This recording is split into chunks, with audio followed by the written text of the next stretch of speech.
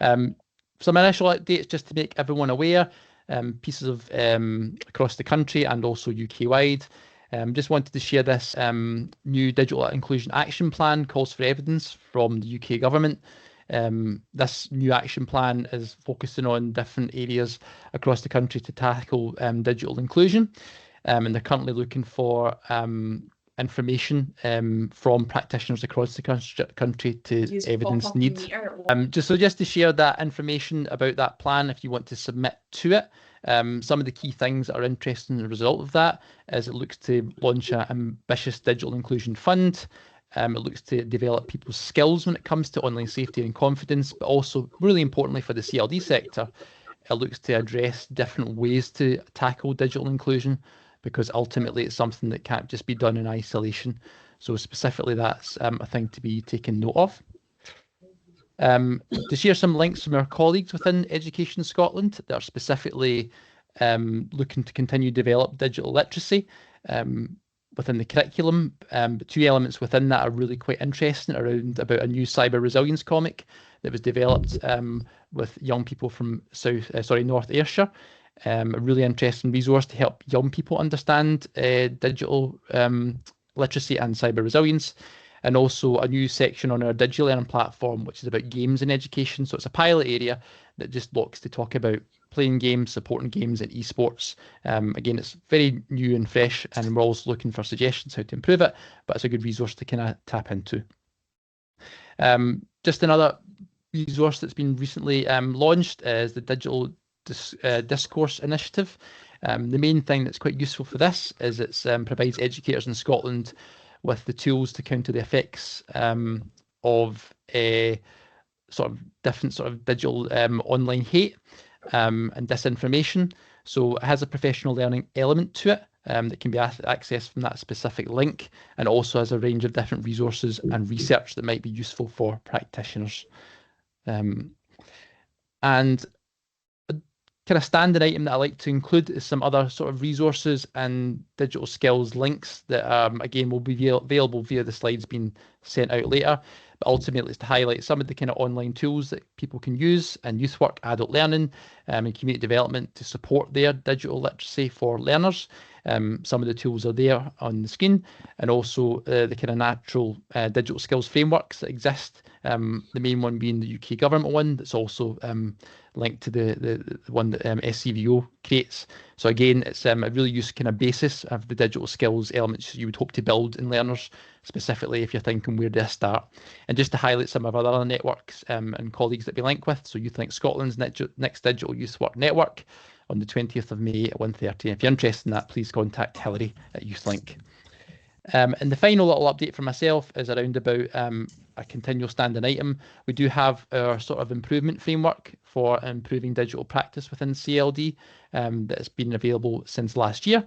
If you're looking to find a self-evaluation toolkit to support your own digital setting or digital practice within your setting, it's a really useful resource for that sort of self-reflective ability to see what you're currently doing and how it can be enhanced and improved in digital, be that the way practitioners practice or what is given to learners directly. So that will be a standard item just to share.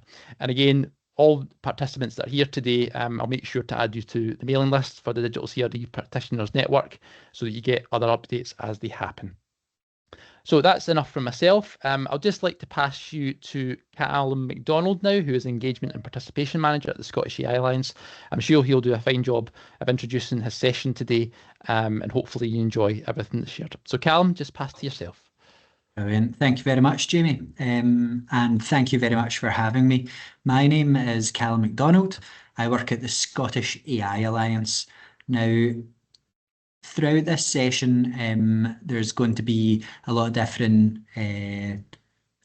topics covered, and a lot of different concepts, and potentially, as someone that works in the world of AI, maybe some jargon will slip in. So please do, if I am using jargon, call me out in the chat, because as we'll talk about in the first section, we work towards demystifying issues around AI. And you'll also we'll get on towards the second half of the session. I'll be showing elements of using AI, hopefully with some live examples. And so your kindness and patience with any tech issues around using live examples will be brilliant. And you can laugh at me in the comments when it comes to that section. So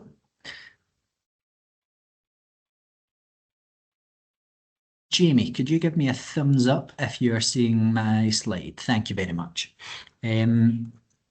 So today I'm going to give a little bit of an introduction to AI. Now, you might be someone who's actively using AI technologies right now, or you might have only heard of the concept of AI in fiction before.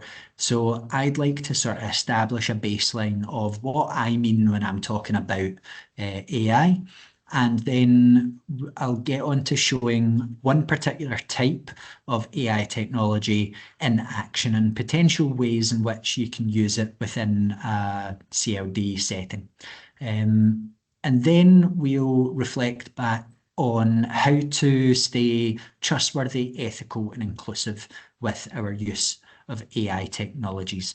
And while I can immediately see the questions in the chat while I'm presenting, I will endeavour to try and tab out and have a look. But Jamie, do let me know if there's anything pressing in the comments that I'll pick up. But to kick us off, I would like to start with a question to you all. What do you think when you hear AI? Now, there's not a right or wrong answer to this, and everyone brings a different understanding of AI into the room. I've had some really great answers to this, some really fun answers. But if you pop in the chat or unmute yourself, or I'll pick on Jamie to let me know, what do you think when you hear AI? So we've got chatbots, generative art. Thank you very much, Stephen. ChatGPT. Thank you, Nicola. Yeah, that's a very common understanding of AI. Sophisticated Google. I like that one. Slightly intimidated. Yes, indeed. Processing of statistical information. Sometimes great, often garbage. Yeah, we'll get onto issues around that. Computers trying to be human. I often think of the word slop. Indeed, indeed. Sometimes people say here, Will Smith, Skynet, and they shout different things from sci-fi at me. That's great. Thank you very much, everyone. I am going to keep all that in mind, and hopefully we'll cover different issues around that, and we'll come back to how we understand AI. Now, how we understand AI is often led by media headlines, the conversations in the news, and the use of the term AI in science fiction. And yet there's a lot of headlines, and I think we would all agree that AI carries a lot of baggage, whether you see it as the silver bullet to solve all problems, or you see it as killer computers coming to take over the world. We understand that people have quite strong opinions about AI technologies. And I think a lot of that comes from the potentially not very useful term that we use currently, artificial intelligence. Now, the older way of defining what AI is, the definition would be the study of making computers perform tasks that normally appear to need human intelligence. Now, over time, the definition of AI is shifting, and it's seen as quite problematic to sort of frame it around the understanding of human intelligence, because as we'll get on to, AI is not one thing, it's not one technology, it's not a static thing that tries to replicate human intelligence. It's really clever ways of dealing with data. And so we'll go ahead with this as our understanding of AI at the moment, to study making computers perform tasks that normally appear to need human intelligence, but with a big, heavy asterisk on that human intelligence aspect. So those tasks that AI technologies are being used for, they include a range of different things. So that is tasks like understanding language, making decisions, and learning from experience. So I'd just like to show you how woven through our existence AI is, and then I'm going to narrow down over the next 5 minutes on one particular type of AI technology that has about 2 years ago pierced the public consciousness, and it's become one of the main ways we understand what AI is. So that learning from experience aspect, you might see AI-driven technologies throughout your digital life. So with targeted adverts where an AI technology learns the pattern of how you engage with your device and presents to you particular adverts that it thinks people like you will buy things for. And if you have Facebook, Instagram, TikTok, and you have a tailored newsfeed, that will be an AI-driven technology defining what is on that newsfeed. And it can be something as benign as Netflix recommendations would have an AI technique to recommend you the right thing. But those same tools, same techniques, same patterns identify spam emails, they identify fraud within the banking system, identify things like when someone needs a closer look by a doctor within the patterns of ECG machines. So that method within AI is known as machine learning, and that's really integral to almost every AI technology that we interact with nowadays. Machine learning is the real sort of engine of a lot of AI technologies. And so you might hear terms like machine learning, deep learning. They would all fit under this big umbrella term that we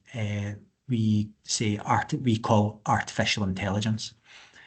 AI has been called a constellation of different technologies, and we as humans project this idea of AI onto it. And it just so happens that one of those stars in that constellation has gone supernova recently, and that's generative AI. Some elements of generative AI that are performing the task of understanding language. So you might have used a tool like ChatGPT, but this understanding language technique within artificial intelligence is used within like smart speakers for Siri and with like automatic caption generation on things like Teams calls and TikTok. And that's known as natural language processing. So it's all about the algorithm learning patterns and human language.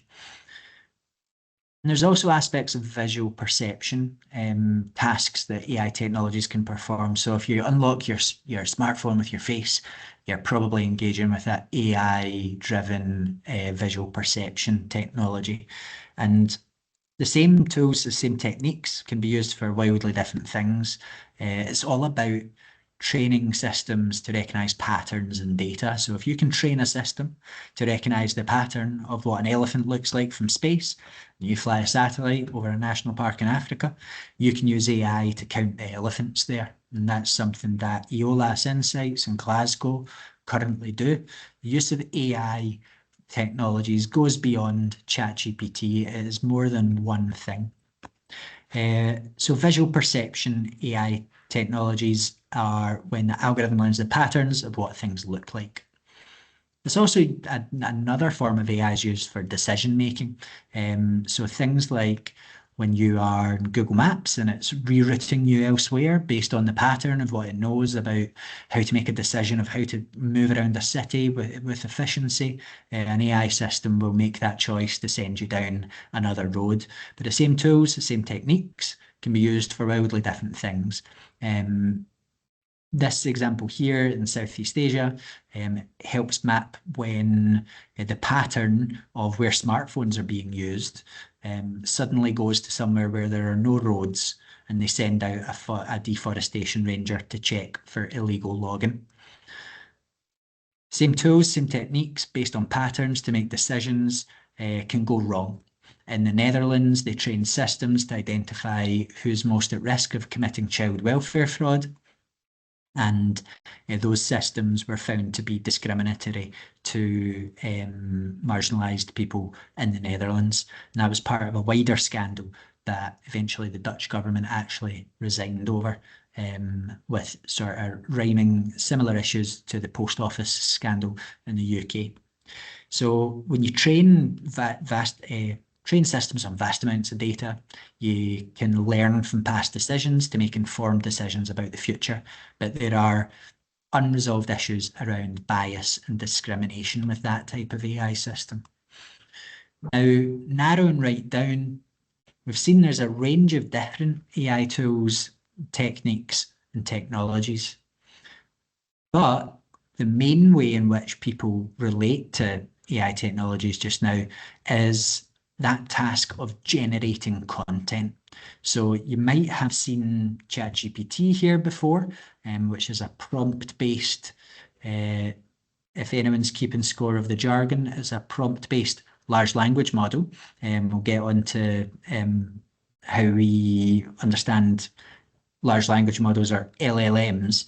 And another type of AI technology that's used to generate content are image generators. Like on the right here, this is an example from an AI tool called Midjourney. Midjourney creates synthetic or fake images. This boy does not exist. This is a AI technology that's been asked to create an image of a photorealistic version of Bart Simpson. And it is rather convincing. So generative AI is the type of AI that we're going to be talking about further throughout here. So that's when you train an AI system on, say, images, text, or speech, and then that system learns how to produce convincing synthetic images, text, or speech. And that's what we call generative AI, or Gen AI. And a big part of Gen AI is large language models, or LLMs. Now, this is the text generation when you prompt it, and I'll show you some examples later on. You get a response that is of varying quality, and I'm hoping to show you in this session maybe how to improve that quality, but also how to identify the tasks that is most appropriate to use large language models for. So different large language models that you might have interacted with: ChatGPT. Microsoft provide Copilot, which does a bit of a wraparound and a bit more than just a large language model. And Google's service is known as Gemini. So a large language model is a subset of AI, and that's generating human language by analysing lots of text. And you prompt an LLM is the jargon of the day, prompting an LLM. Now, one issue around large language models is the most popular one, the most powerful one, the most useful one was created off the back of a large act of theft by OpenAI, where they trained their large language model on everything that was on the internet.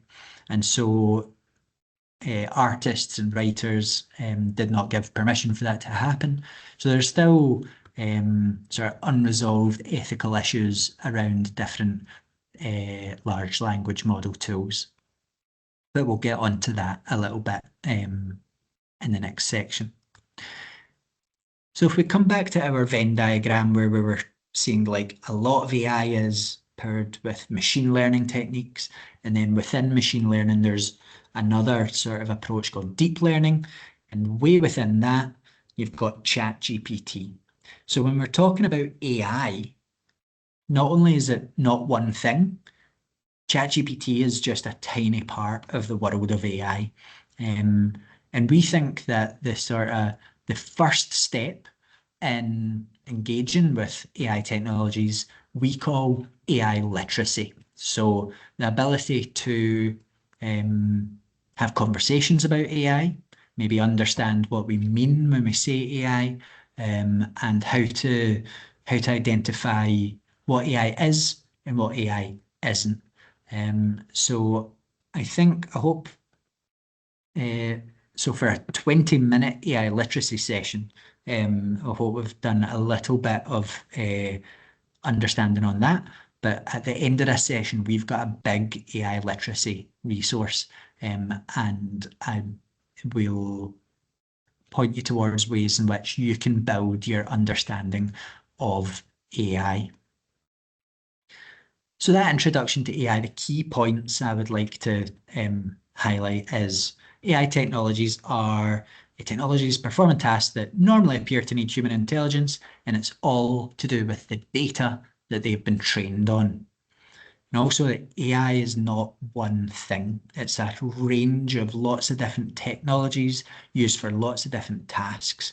And we as humans decide, I think that is AI, and I think that is AI, and I think that is AI. AI is not one specific thing. And if you want to start a fight at an AI conference, you try and define AI. And then narrowing in, we've got generative AI technologies, and that includes LLMs, or large language models. They've recently become more powerful, and they're becoming more integrated in our lives. Around 11 years ago, there was a huge breakthrough in how you structure AI technologies, and it's taken about 10 years for that breakthrough to filter through to us, the end users. And so we're now getting this power in the form of ChatGPT.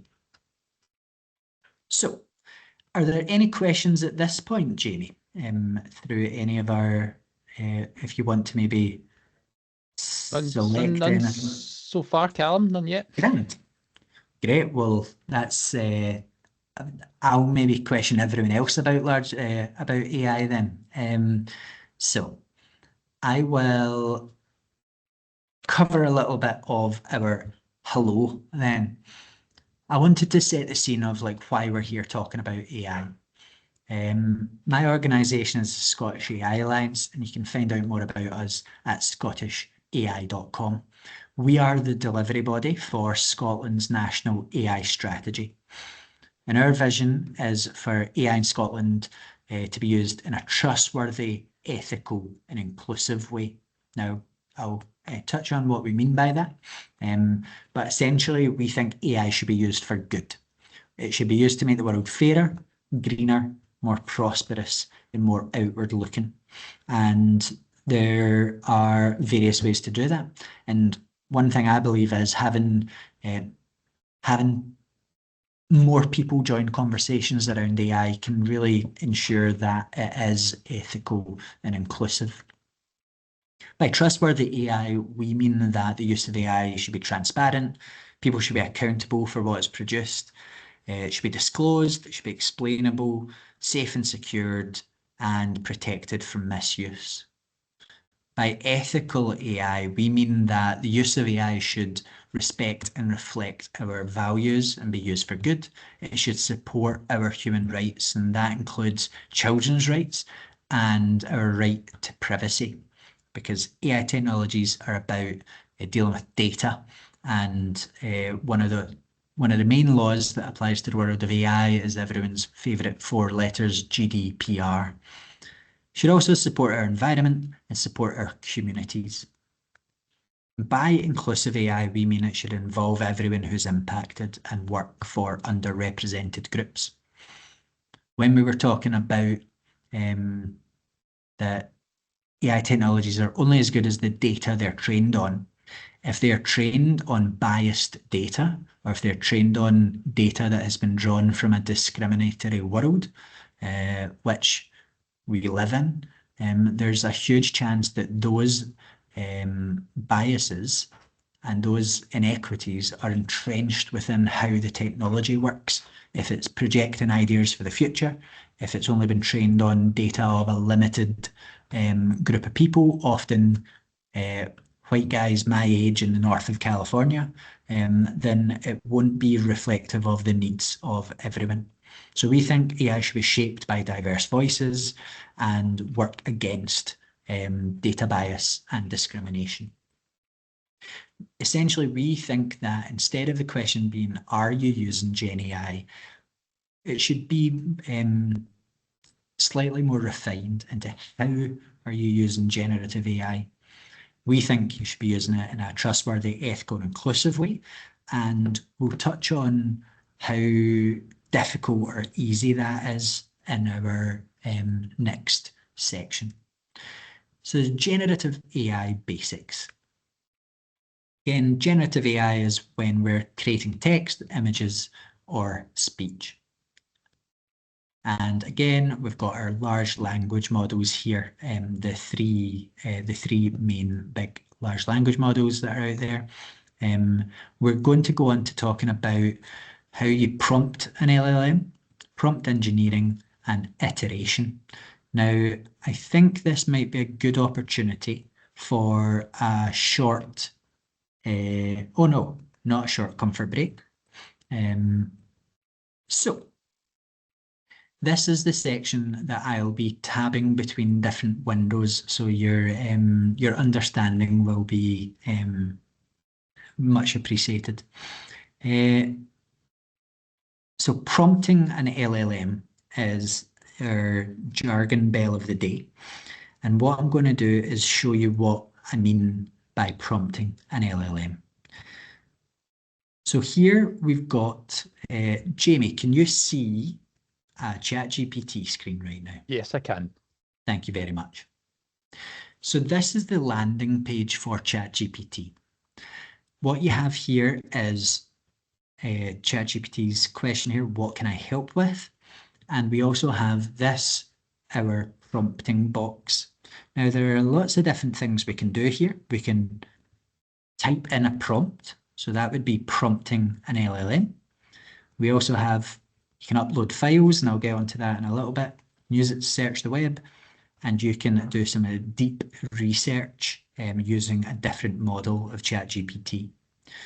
You'll see up here, this is where you select which version of ChatGPT you're using, and that's all based on which account you have for using ChatGPT.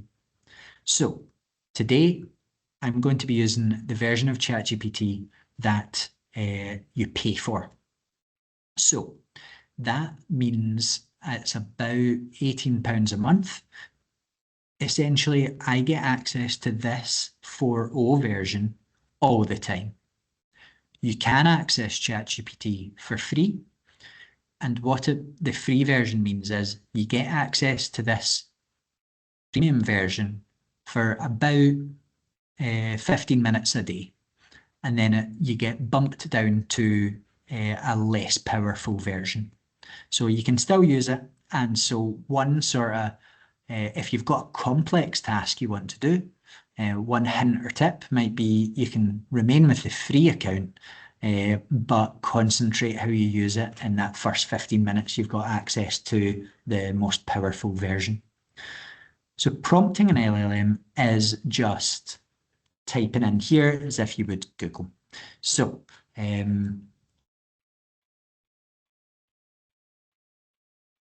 give me a social media post for a charity promoting bake sale.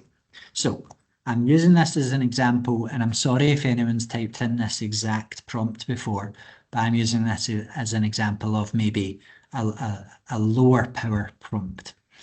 But what you do is just hit enter, and you'll see here what we get is a social media post for a charity promoting a bake sale. Now, you see a lot of this sort of stuff out there, and if we go back to our chat where the word slop came up, AI slop is this term for obviously AI generated text and content, where it's got a certain voice. Now, one way to sort of improve,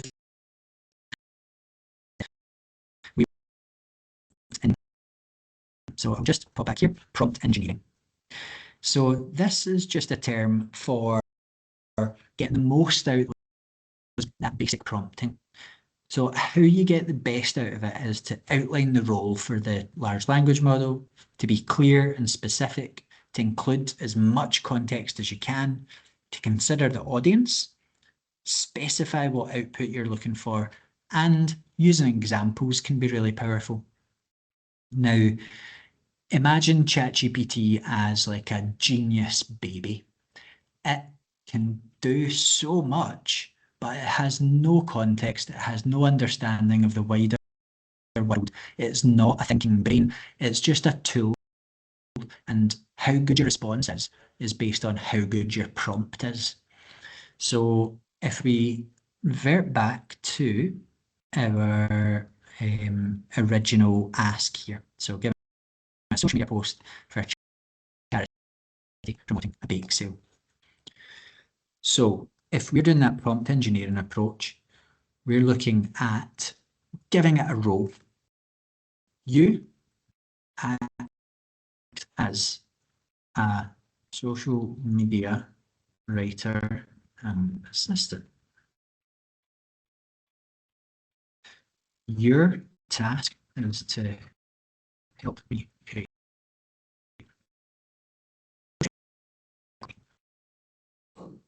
What are we missing? We are missing being clear and specific and giving full context.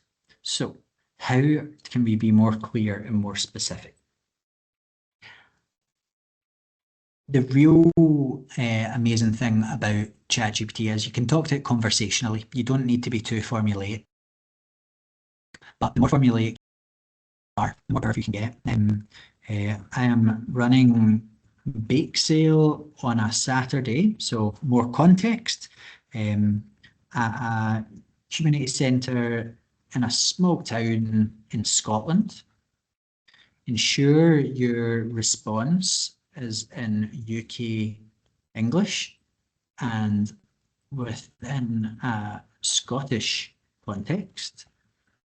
Don't use emojis. So we've given it the context, we've given it we're as clear and specific as we can. Actually, we can be more clear and specific. It begins at 3 p.m. and ends at 6 p.m. and will be run by the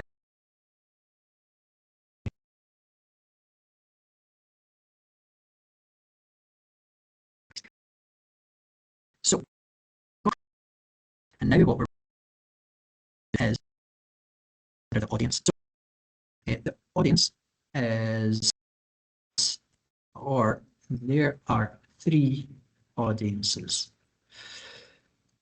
Facebook audience, Twitter or X audience, and an email newsletter. Present options. Now let's gauge if this is a better output or a worse output than that simple prompt that we went for. So now we've got it, it's definitely in UK English. We've got the tone is maybe better, so we've got our suggestion for a Facebook post. We've got our suggestion for a Twitter post and slightly different for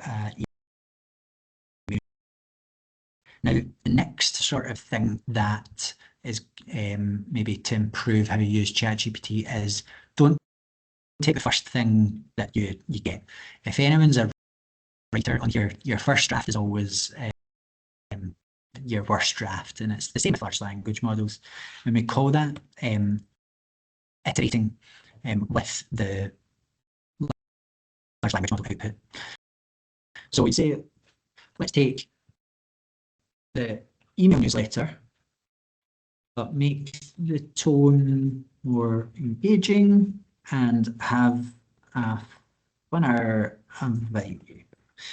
Use the email copy to make the social media posts. So we're lifting the tone now. We're making it more engaging and lively. Let's see how it does that.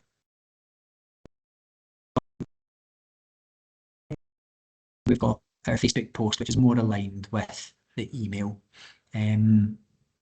Now, one thing you can do with ChatGPT is create an image to go alongside this social media post. Now, me personally, I'm not a huge fan of AI generated images, but I probably have the capacity to troll around and find the right image, but understand not everyone always does.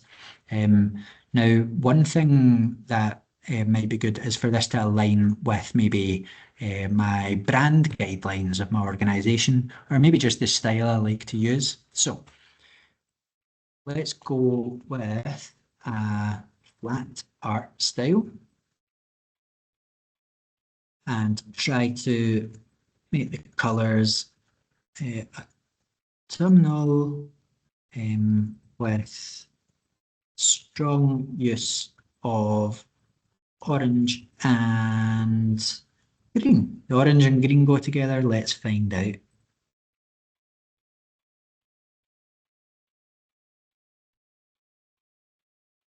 So we've got ideas now for how we'd like to post on social media, and we'll get an image here. Now, let's see. Technical difficulties. Give that a wee minute to get loaded. There we go. Give me a little second. Try again. I think it might be something internal. So it does take a wee while.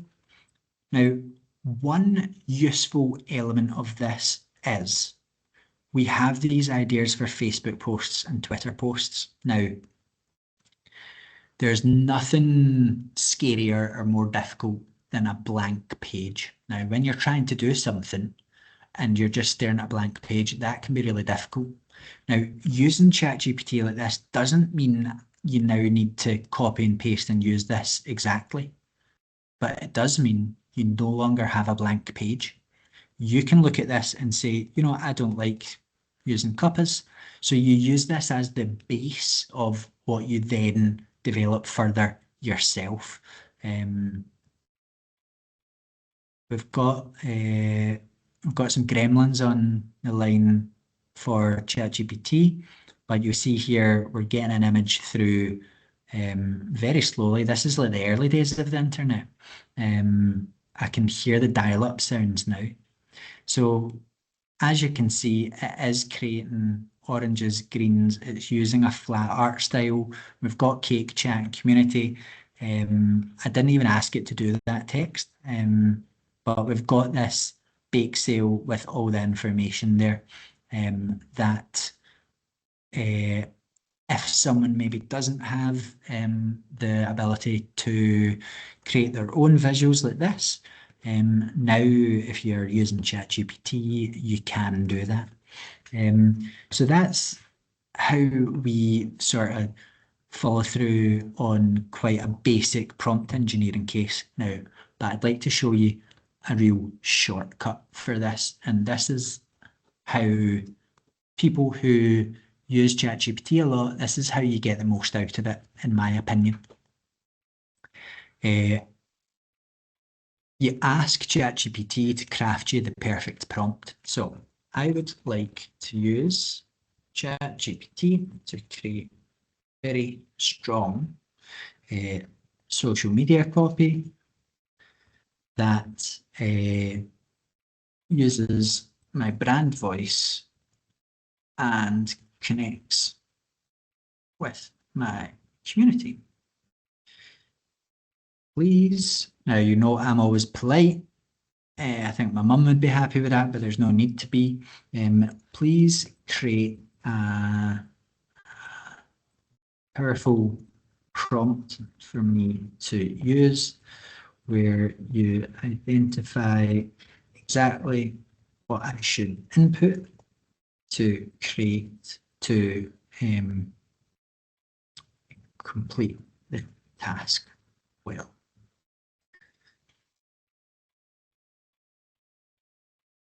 So we now have a skeleton of exactly what ChatGPT considers the most powerful way to do that prompt. So what we would just do is we can copy that and maybe you can save it in a Word document or something, and we can now use this prompt. So I put in the type of post I want, what platform I'm using, maybe describing the tone, the target audience here, defining who the target audience are, the goal, the key message, the call to action, the preferred format, the hashtag, and now you've got that basic sort of form you can fill in that will create what you need there. So the sort of the tip here is give prompting a go, give prompt engineering a go. But if you're struggling to get what you want from it, you can use ChatGPT to create more powerful prompts and craft your own powerful prompts around that. Now, ChatGPT gives you access to loads like different services. This is more, this Sora element is where most of the image power is within the OpenAI setting, and this is where potentially reality and community breaking things are being created, like these fake videos, for instance. And yeah, there is a lot of power behind AI technologies at the moment. And I think this will come out in how we deal with disinformation is something that we've been struggling with before the advent of these types of technologies. And yeah, I think this outlines it. This is just the beginning. Where will we be in 5 to 10 years will be interesting. So we just covered simple prompting. We covered prompt engineering, so how to make your prompts better, and then how to use ChatGPT itself to give you that ideal prompt. Now, I'm going to head on back to the slides for now, and say we've just covered our basic sort of generative AI in action skills. Now, let's have a wee look at intermediate level skills.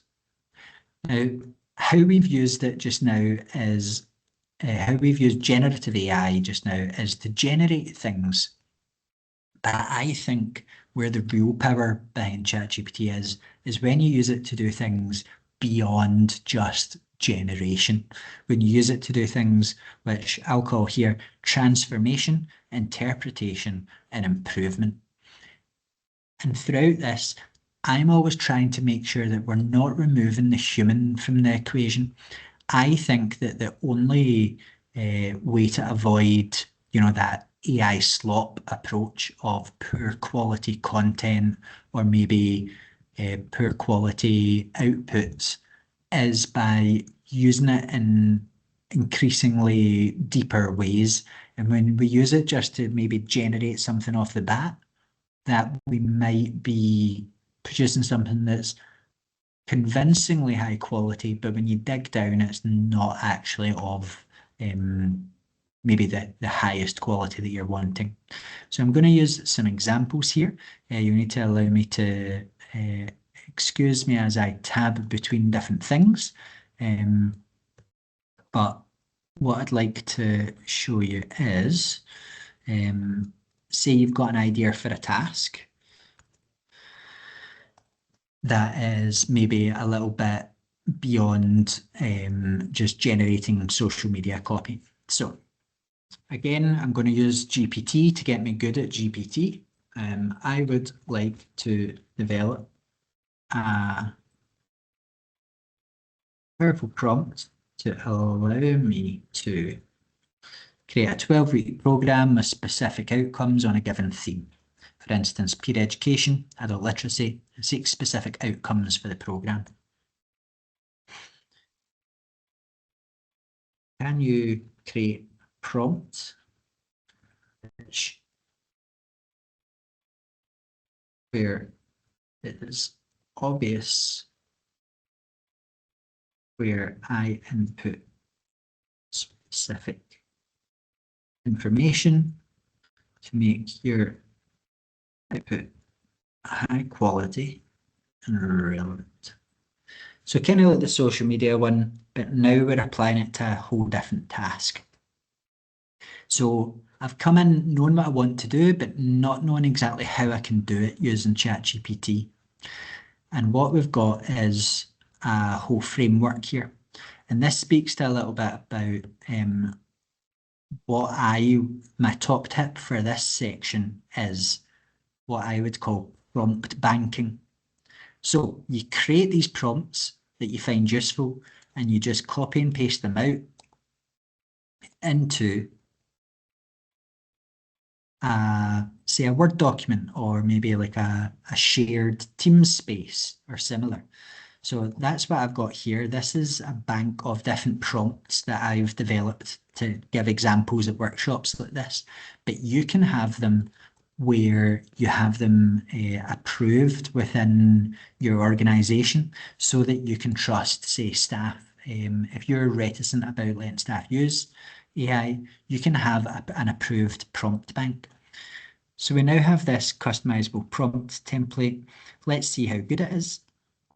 So we've got an example of how to fill it in. So for adults aged 25 to 55 with limited computer experience in urban community centres, the key objectives, and then the rest of the prompt followed. So shall we try out this prompt quickly?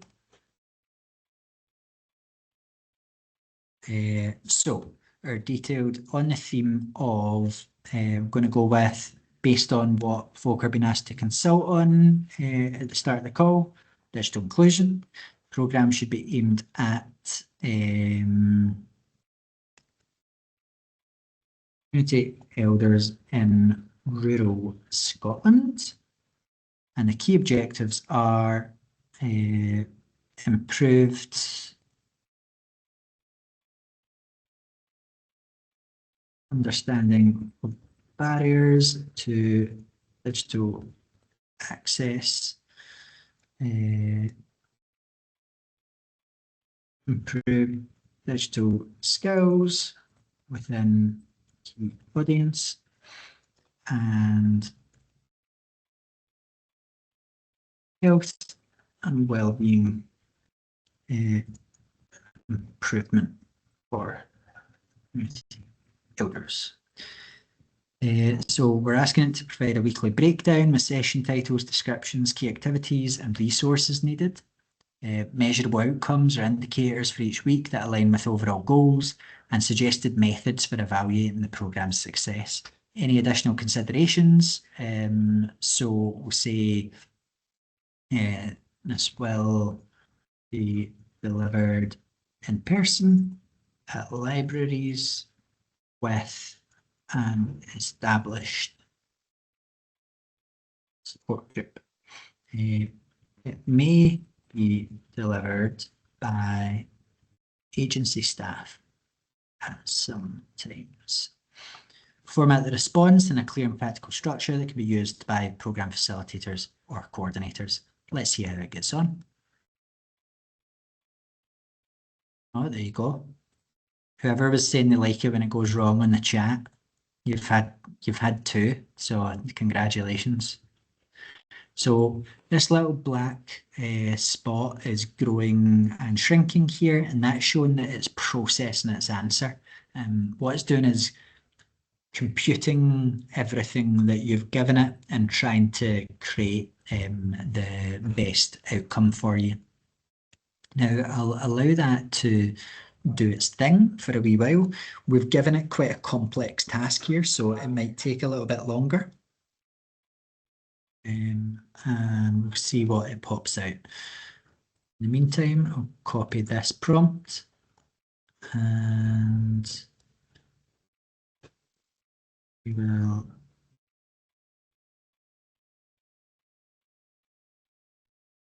we'll see how it gets on. So I'll come back to that and we'll show this again. So with using it for more complex tasks, that's when the risk sort of ticks up. So with what is produced here, we'll always need to be checking the output. The more complex a task you set, the more human input, human review you should have in place. There we go. So sorry for the break in service there. We've woken up our AI technology. So here is our detailed 12-week digital inclusion program. So we've got a program title, we've got the location, we've got the audience, and let's have a look at our program overview. We've got our weekly breakdown of suggested session titles, descriptions, key activities, measurable outcomes, and routes of evaluation. All the way through the weeks and the months, still producing, and ways in which it progresses. It's coming into accessing health services, and onto entertainment and leisure online. So you see here, it can take a little while to think it through, but when you create really complex prompts, you get really high quality responses. And we'll see it all the way through here. Now, next, I'd like to show you how we would potentially transform text. So my transformation example is here. And what I want is a new window for ChatGPT. So actually, I want my prompt first, don't I? So I've got my pre-prepared prompt. Here's one I made earlier, where my prompt is transform the following descriptive text into a formal evaluative piece. Instead of merely describing the scene, critically assess the setting, atmosphere, amenities, and overall value of the location. Consider aspects such as cultural significance, functionality, community impact. So what I'm doing here is using it to transform descriptive text into something that might be able to be used in a report or a formal review. So ChatGPT says, sure, please provide the descriptive text. And I have some descriptive text here about a public park in Scotland, where it's quite descriptive, nestled in a rows of stone cottages, gentle curve within narrow loch. So this might be someone giving quite a qualitative sort of narrative on where they live, but we want to maybe transform it a bit so we can use it in a report. So we've put in the original writing and we are drawing out the main things from it, but essentially here we're transforming the tone. So that's one way you can use it to transform text. And another way to use it to transform text is I'm going to use it to create a blog. Now I'm using my prompt bank here. So my pre-prepared, pre-approved prompt, where I'm going to pop my prompt in here. You're creating a blog post centered around my company, Kirtland Nuke Land Rover Tours. And I've said, I've asked it to check with me to make sure it knows what it's doing. Let me know if you understand our approach. And I've given requirements. So don't generate fake quotes, give context and setting, how giving it instruction on how to integrate quotes. So this, like, it's a genius baby. It can do really amazing things, but you need to give it as much context as you can here. So it says got it, and it's checking its understanding with me, and it says send over the customer comments. So I now have all my my different quotes from my customers. So I pop them in, all different quotes, 10 different quotes. And what we have now is a blog that has drawn from 10 different quotes and is highlighting them and writing a blog that's structured around the data that I have input. So you could use this within maybe qualitative feedback that you've received. You can now weave it into maybe further reporting. Another way of transforming something is I'll show you when you upload a file here. So I'm going to upload some workshop evaluation data. So to show you here, all it is a little bit of how well a workshop went with some comments. So I've uploaded that spreadsheet directly into ChatGPT. And what I'm going to do here is I've got my pre-prepared prompt where I'm saying to ChatGPT, here's some participant evaluation data from a training session. Please provide a summary of feedback, including average scores for each numerical category, percentage of participants who would recommend the session, and a brief summary of the general sentiment based on the comments. Grade,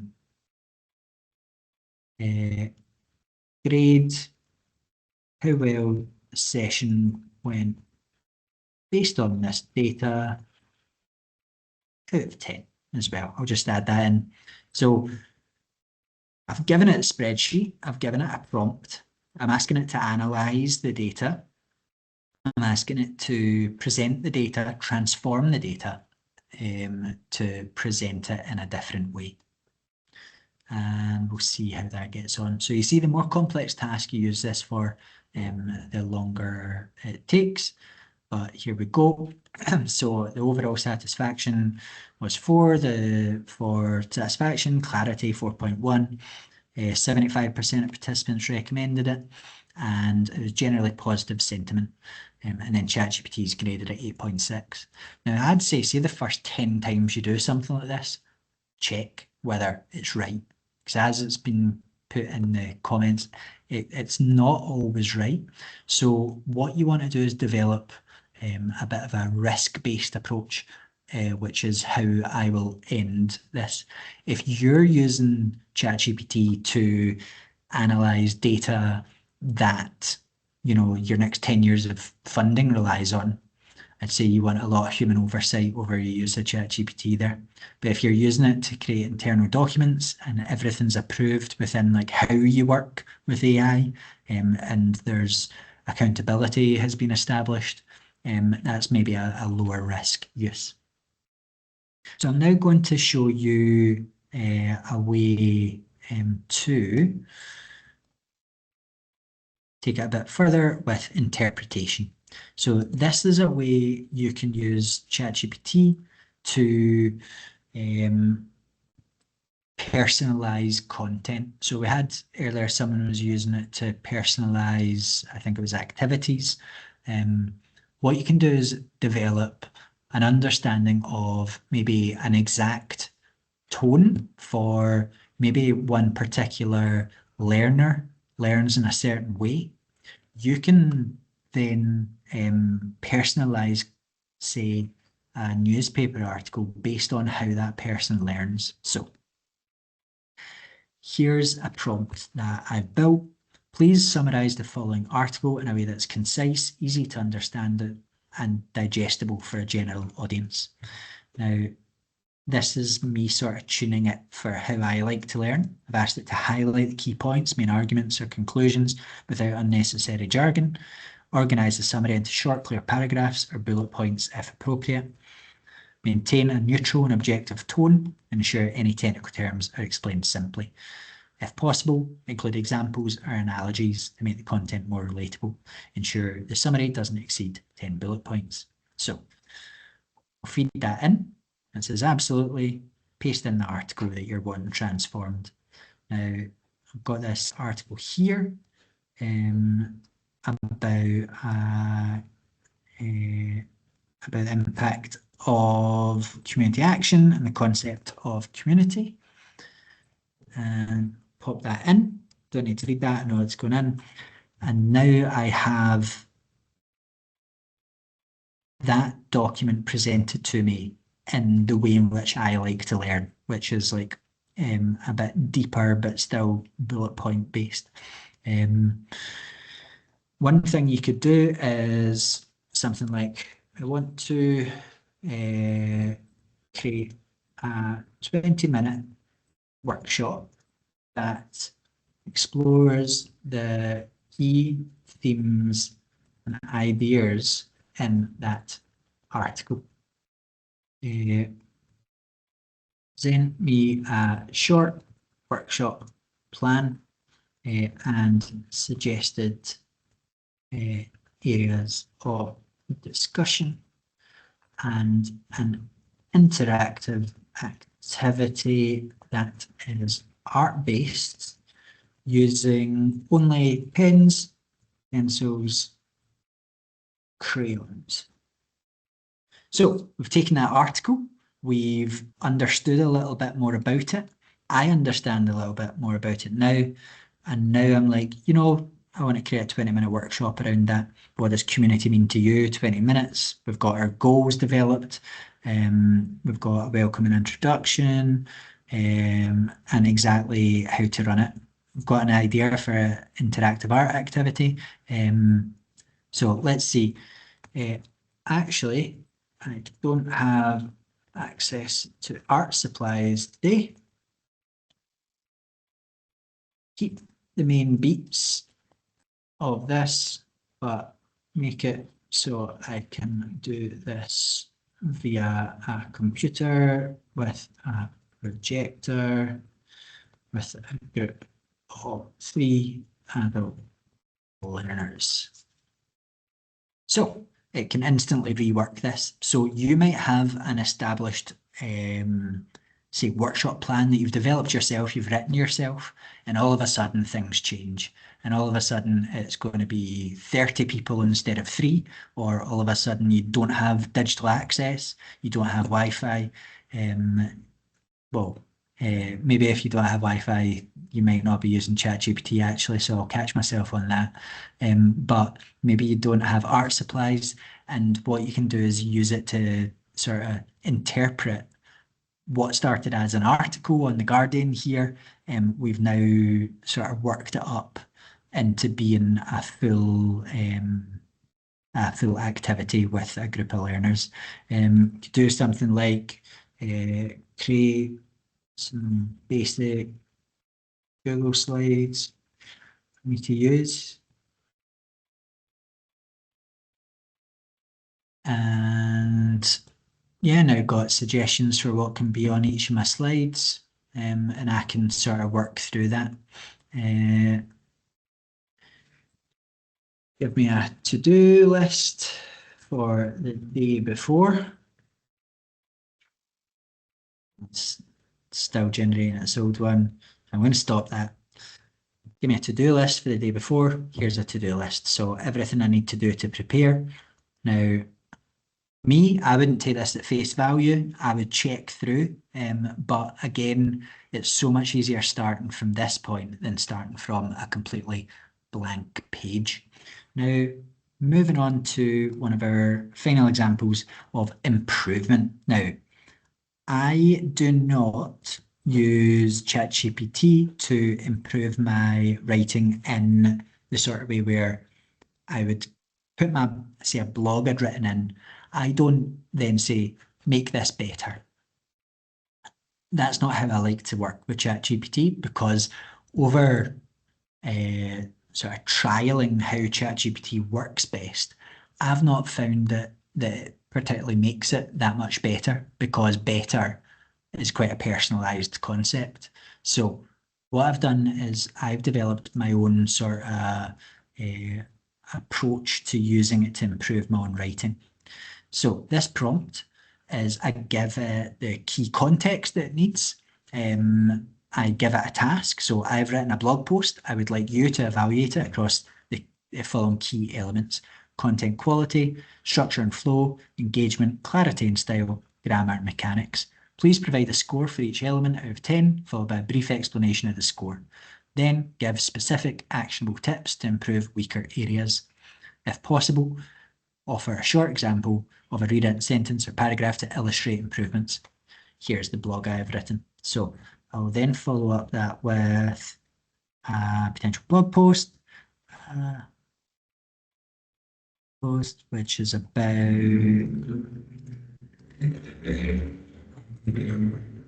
the Employment Rights Act of AI. So I put in my ask of it and then my blog. Now, instead of it improving it itself, now what I have is, okay, content quality, 8.5 out of 10.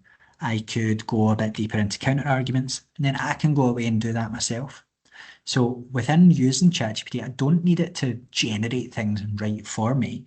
I can use it to assess what I have written. My structure and flow, 7 out of 10, with examples. The engagement, 7.5, clarity and style, 8 out of 10, gives you a little assessment of your tone.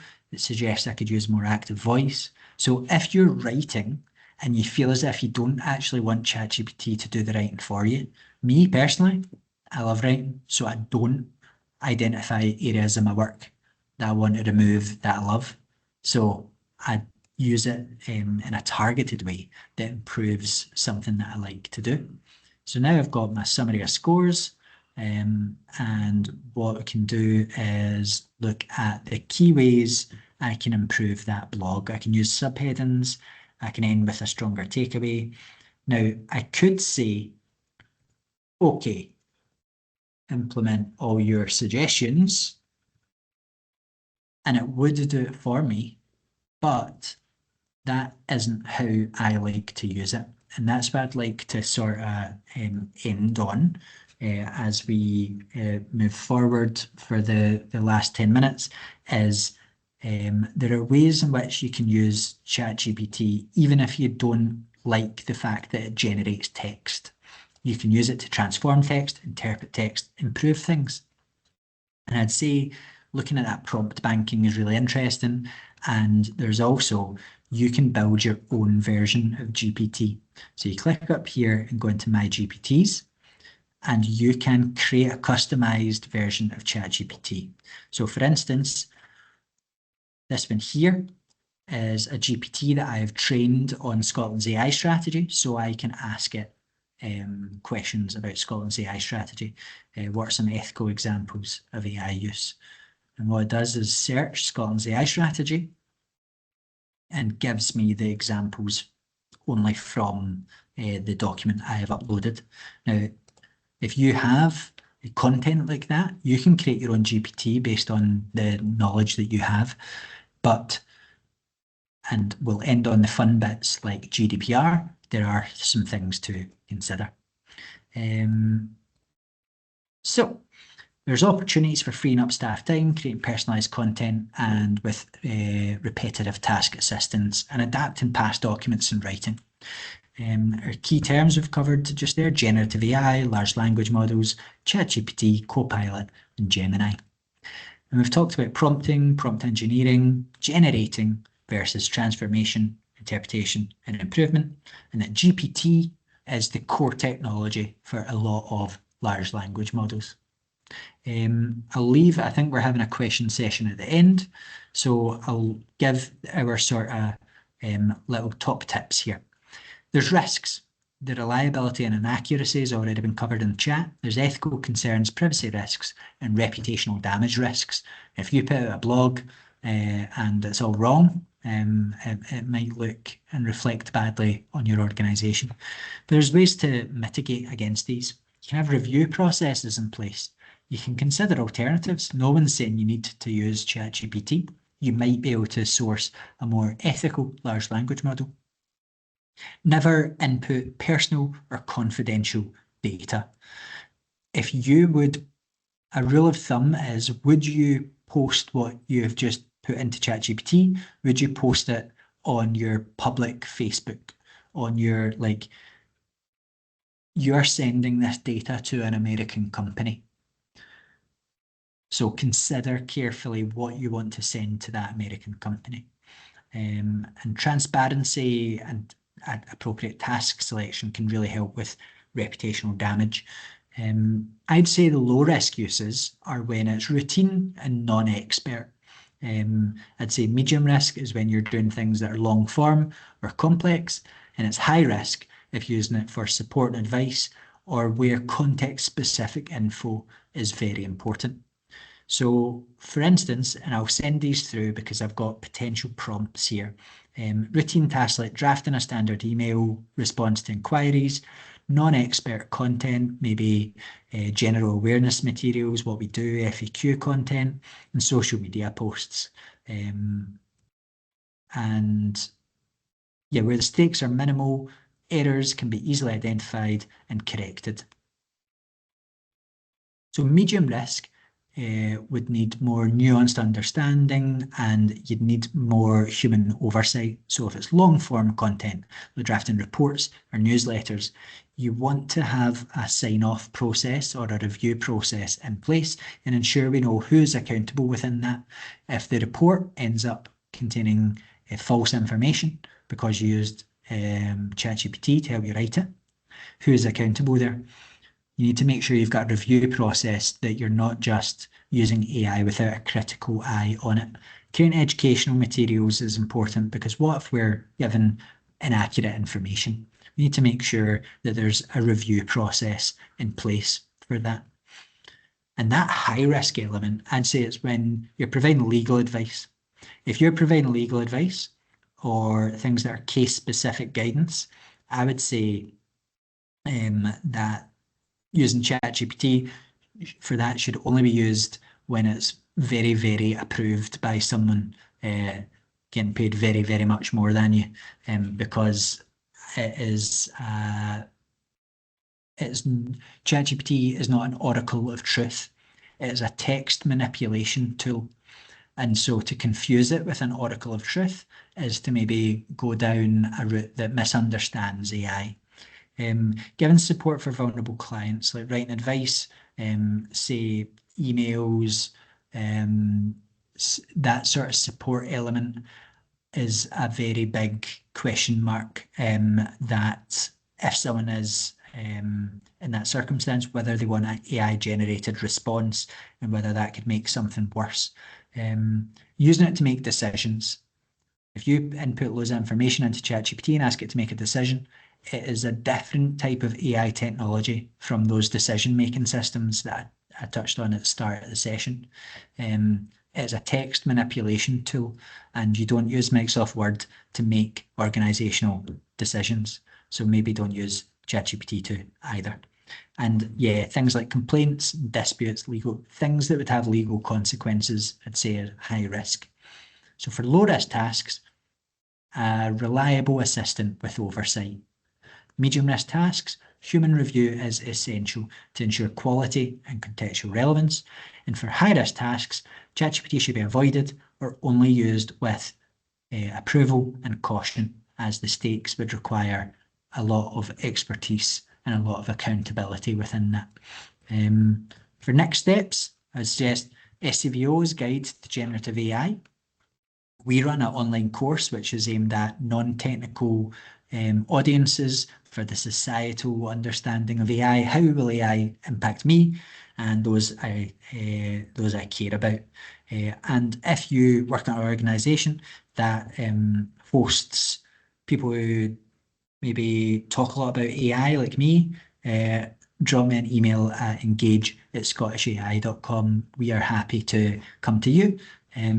And I'll end there with a thank you very much to Jamie for having me.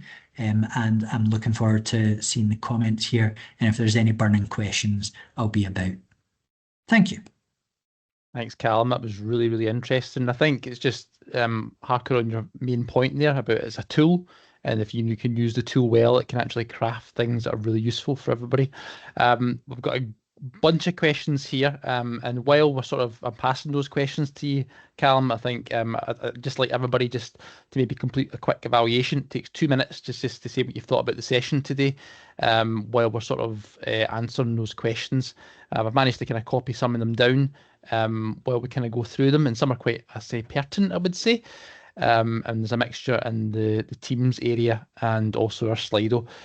So, Cal, I'm just going to pose these questions to you, and I know we've only got about 5 minutes left, and people can do the evaluation while answering these questions, but just as kind of in brief as possible, I'm just giving you a sort of answers. So one of the questions from Jude was about uploading documents. Is it possible to use handwritten documents? Does that work, or is it only text?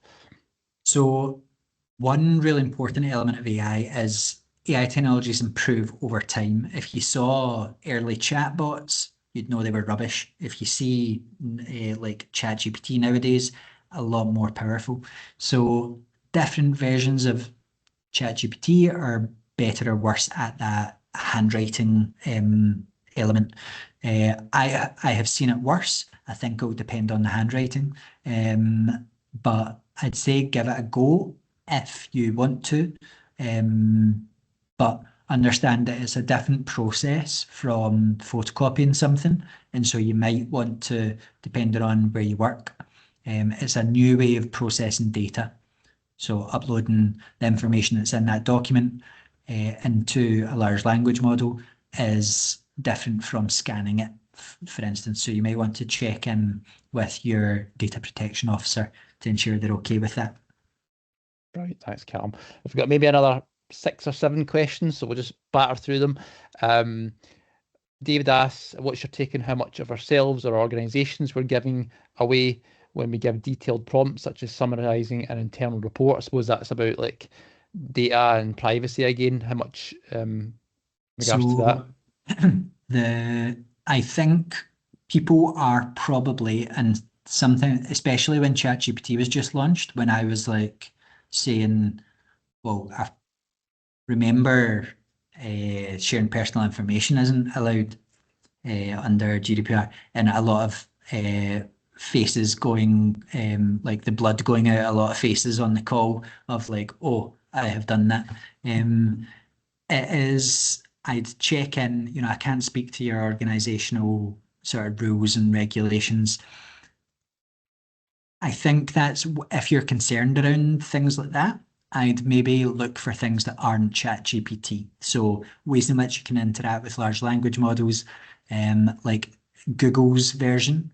If your organization's happy using Google, I know Google have servers in the EU, for instance, whereas ChatGPT, depending on the exact setup, you may well be sending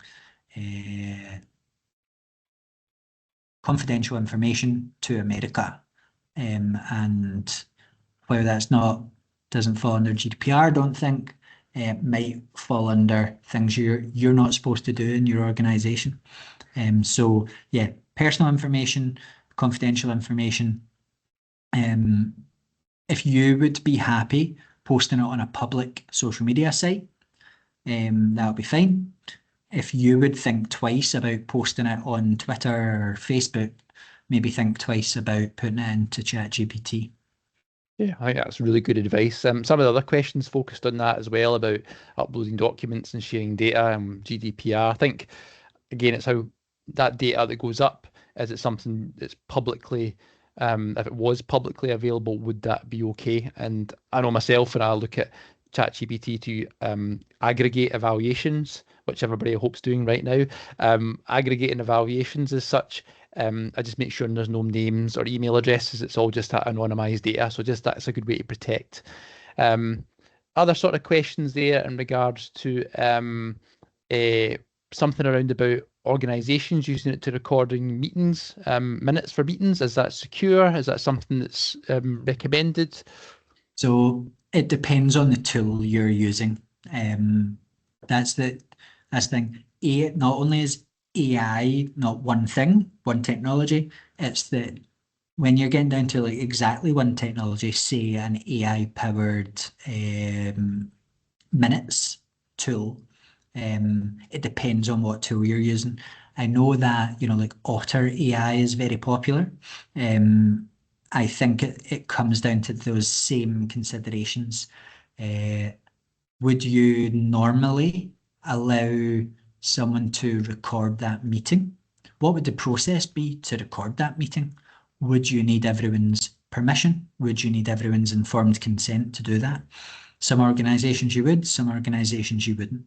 So I think it's part of it is not looking at AI as this magic tech, but as like a practical tool that we already actually have a lot of structures around, like whether or not we can do something. Is there a process about how, if you're recording a Teams meeting for an internal meeting, is there a process around that? Do you need to do a data protection impact assessment? A lot of places you will. And I know a lot of organizations, you can use AI to take minutes without everyone giving informed consent.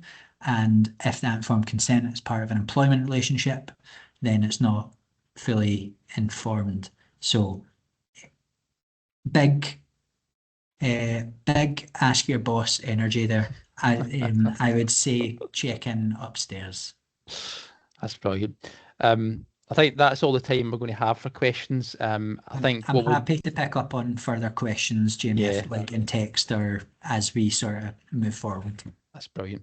So it just leaves me to thank you, Callum, for that input today. I know others will be like myself and probably watch that recording back. I'll make sure when it's shared out just to kind of take the snippets because it's really useful. And for those that have maybe not used AI before or have maybe just used it a little, hopefully this will kind of empower you to use it more within your practice, because when you get more familiar with it and you can start to sculpt it for your own individual settings and also support your teams and your colleagues, it's really powerful and it saves a lot of time and it generates a lot of useful information and transforms information as well.